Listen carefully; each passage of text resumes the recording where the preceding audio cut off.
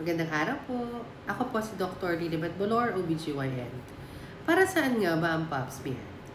Ang pap smear ay screening test para sa cervical cancer. Ito makikita kung may cancer cells o abnormal cell changes. Pero may mga infection din na pwede makita dito tulad ng mga STI. Ito ay recommended sa mga babae 21 years old hanggang 65 years old. Ito ay ginagawa every 3 years o depende sa kung ano ang i-advise sa inyo ng OB nyo. Ano ba yung preparation bago magpa-pap smear? Dapat 2 araw na walang contact at walang ipapasok sa loob ng puwerta tulad ng tampon.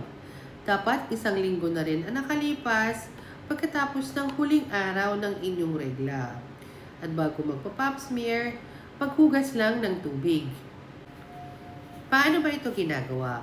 Pag kayo ay nakahiga, meron po kami ipapasok na instrument, yung speculum. Ito po ay ang magpapabuka sa inyong vagina para makita namin ang cervix.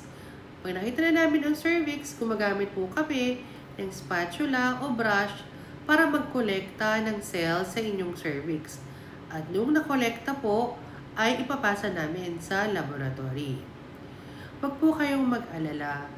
Mabilis lang po ang procedure ng pap smear.